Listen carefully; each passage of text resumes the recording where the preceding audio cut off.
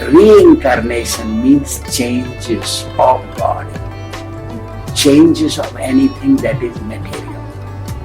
Like say for instance, when your baby was born, she was so small. Then after 5 years she became this big. After 10 years she became this big.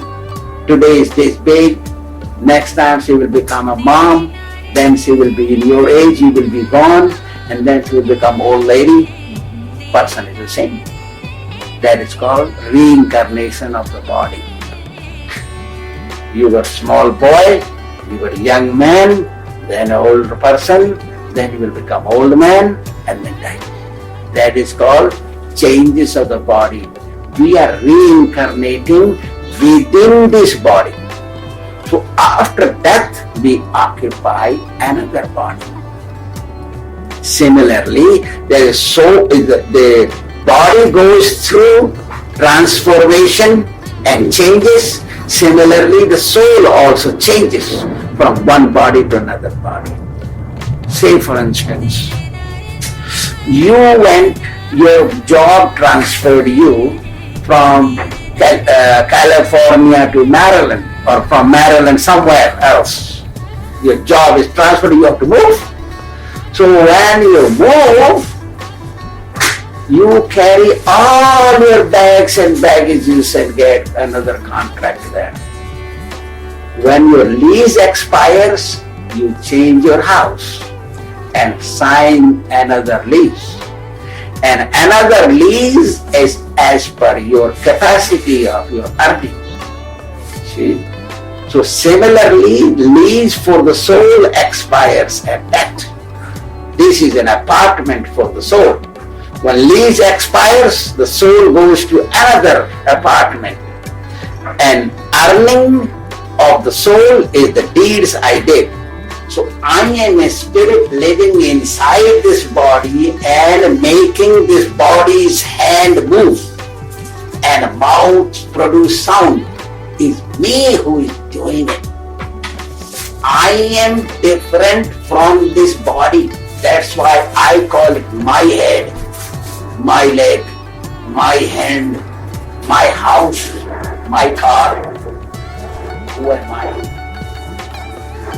See, I am different than this body, that's why I call it my nose. I am not the head, I am not the nose, I am not the hand. Who am I?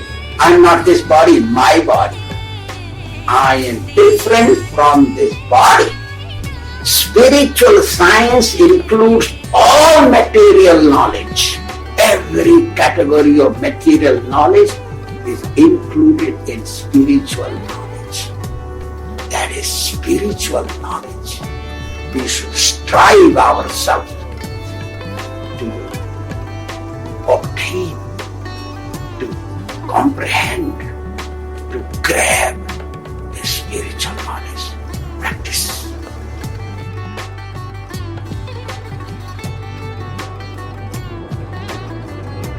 At first, one has to accept Kṛṣṇa consciousness honestly.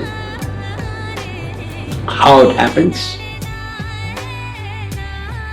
After wandering all over the universe, taking millions of categories of births, one obtains human birth.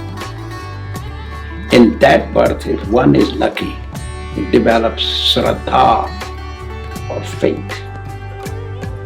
Although Shraddha, first one has to have faith. Oh, I have no faith. This does not work on spiritual path. One has to have faith. If one has faith, wonders, oh, what is after this life? Oh, how this universe works. Oh, how come every day sun rises on the east? All that. How come I'm growing old? How come whatever I want does not come to me?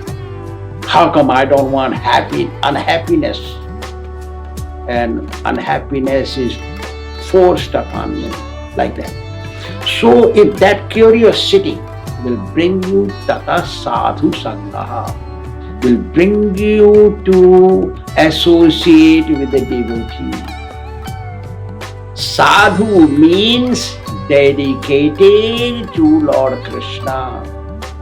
Every activity of that devotee, that person is to please Kṛṣṇa, that is called sadhu.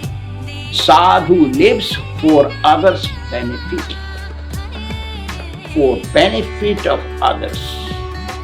While benefiting others, he also don't forget himself.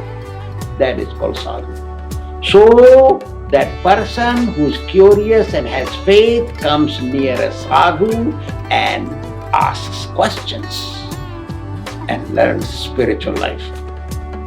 Sadhu tells, practice Kṛṣṇa consciousness, chant japa, read little Bhāgavatam, read books.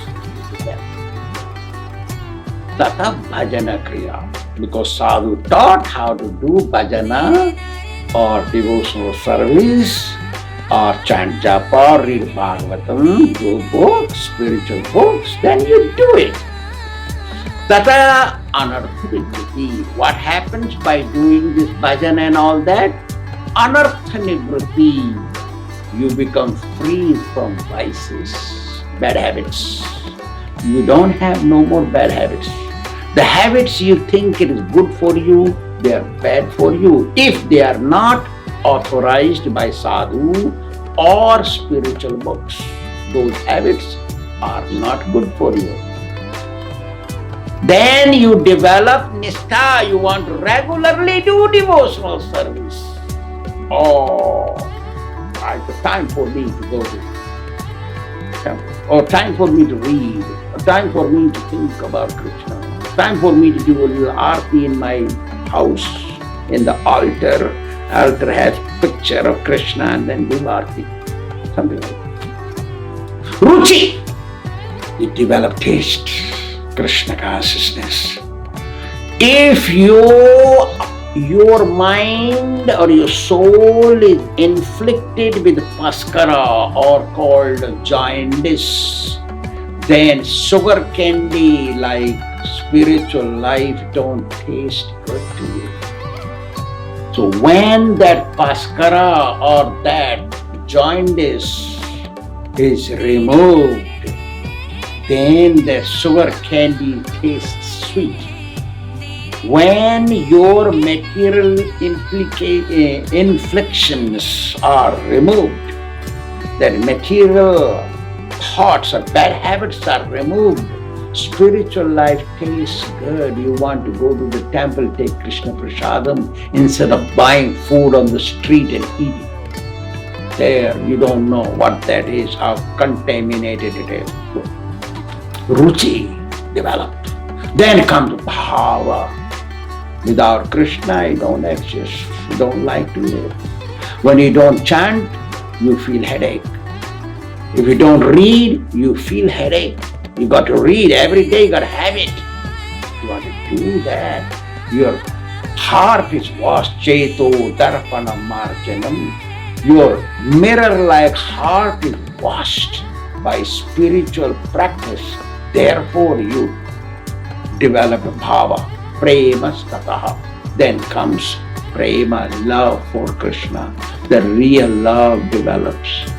First, you develop theoretical love, then comes practical love, and gradual process comes practical love. You love Kṛṣṇa, just love.